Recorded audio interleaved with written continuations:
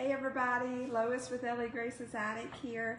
I am live again. This is like the third time this week, which is a record for me. It's been a while since I went live this many times, but like I said the other day, I've got tons of Valentine things I want to get out to you to hopefully inspire you to do something for Valentine's or incorporate it into another holiday, but just get creative and have some fun.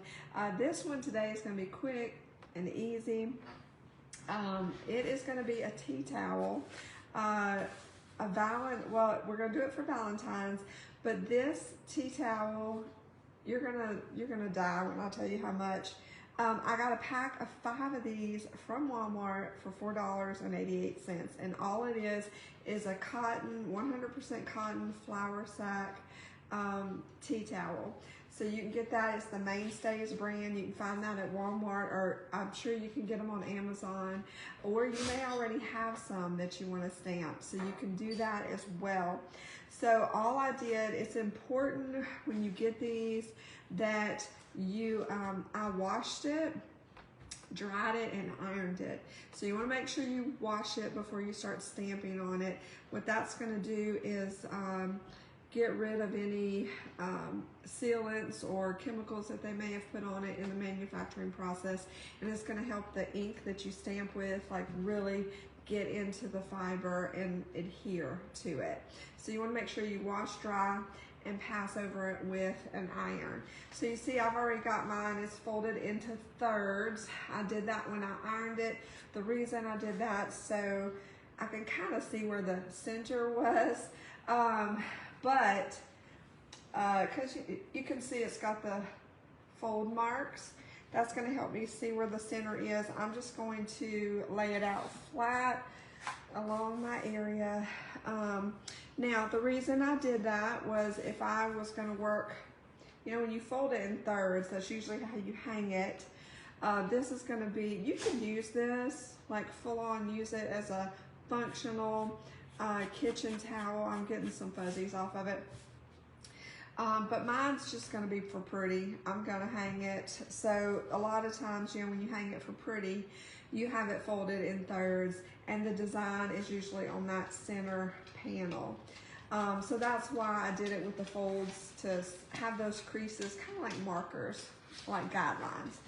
But I think what I'm going to do today, since we're stamping, and you want to make sure you put it on a flat surface. I've got some cardboard down on my work table because I paint, so there's paint everywhere. Excuse me while I'll adjust this. I'm still in my gym clothes. But I was like, I'm gonna go live. That's why I got like crazy hair. But y'all love me anyway, so I appreciate you hanging out with me, crazy hair and all. So I have this cardboard down just so I don't stain up the back of it. So we've got that laid out nice and flat in front of us. And you could stamp all over if you wanted to. I think what I'm going to do is just do like a border stamp across, all the way across. I'm going to be stamping with this particular ink. It's called Stays On. I know I didn't switch the camera. I'm sorry. It's called Stays On. It's archival ink. You can get it at Hobby Lobby. I think you can get it at Walmart, but it Stays, S-T-A-Z-O-N. Now, there are other archival inks that you can use. This just happens to be one of my favorite brands. I use it in my scrapbooking, all my craft projects. It is good to go on fabric, so you can use it on fabric. This is black. Of course, it comes in many colors. Today, I'm just using black because that's going to fit into my Valentine color scheme in the kitchen. So anyway, this is about $7.50 at Hobby Lobby. Of course, you know Hobby Lobby has the sales, so you could get it for half of that or close to half of that if you catch it on sale. But I've had this for a long time. Again, I know I say that to you guys all the time. This will last you for a while, so it's a good investment. Like I said, I use it in card making, scrapbooking, all my projects. I'll use ink. So you need a good ink pad. some type of ink. I'm gonna go ahead and take off the lid. It's got a little plastic thing, so you wanna make sure you take that off. And I'm gonna put that over here. Now, this is what we're gonna stamp with today. I have 2 foam stamps.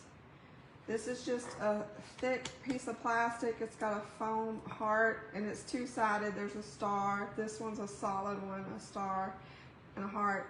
I've had these a long time too. You can find stamps like this at Hobby Lobby. Anywhere that there's craft materials, usually there's a stamp section.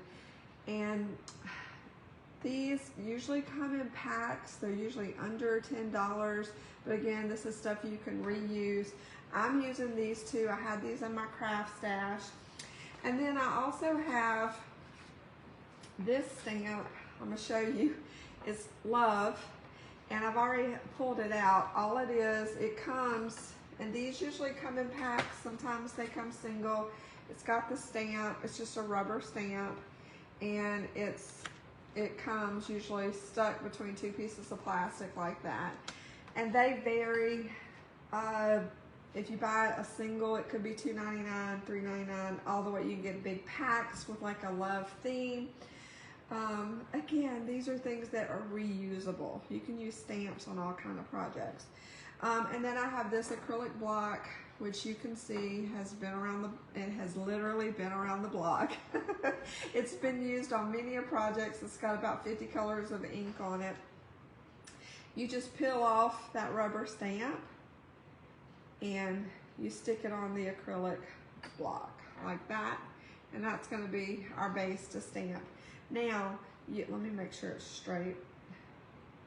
You can buy stamps already mounted on like wood blocks. I do have a whole basket of those over there, but I'm using these 3 today on this project. I'm gonna start by stamping the word love right in the center. And I'm just gonna take my stamp pad, I'm gonna put it down here so you can see. I've got that on there, and I'm just going to press it down really good onto the ink pad a couple of times to make sure I got a good coat of ink onto my stamp. Now, I'm gonna find my mark, and I'm just gonna, now, once you find your mark and you press, you're committed, okay? That's the key to stamping.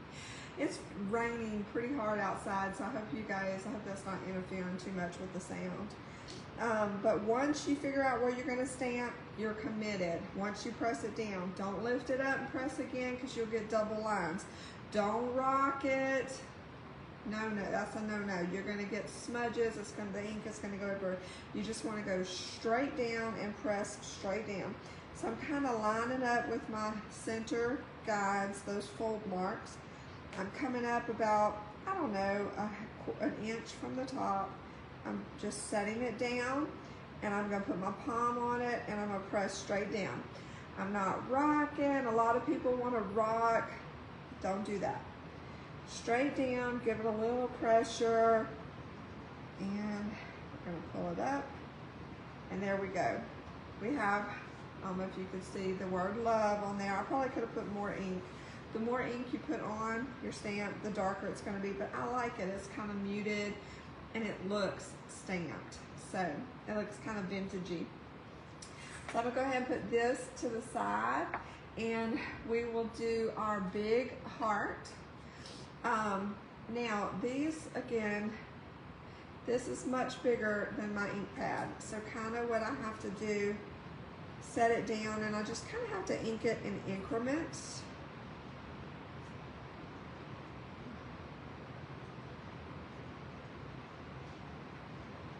I actually did one before live, so I'm gonna just do my pattern, and then I'm gonna show you a finished one.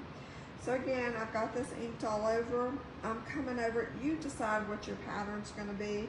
Like I said, you can ink all over if you want to. I'm gonna kind of center this with the love. And I set it straight down, and I'm just putting my palm over it and pressing straight down, applying a little bit of pressure. I'm gonna come up. and boom, there's my heart. Now I'm gonna do the little one, and then I'm gonna show you the one I did earlier. Again, I'm just pressing this little one right onto the, again, you know, kind of push it down a couple of times, get some good ink on it. And I'm gonna scooch over because there's a little divot in my cardboard. I'm centering this up as well. And we're just gonna press straight down. And up we go, and there's our heart. All right, let me get the lid back on my ink so it doesn't dry out. And I'll show you our pattern. This is our pattern. It says love, and it's got the 2 hearts. Let me show you one that I did earlier.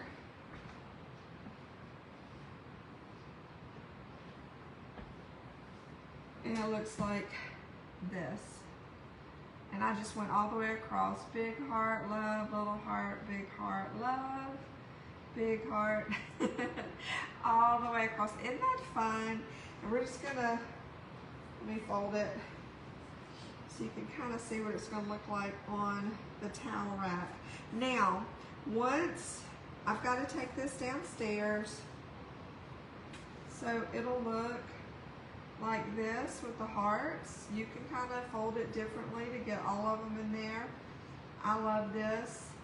But now I'm gonna take this downstairs. So we washed it, we dried it, we pressed it, we inked it or stamped it. Now I'm gonna take it down and I'm gonna iron over it again, a dry iron. I forgot to say that. Once you've inked it, you need to dry iron it, and that's gonna set, that dry heat's gonna set that ink onto the fabric.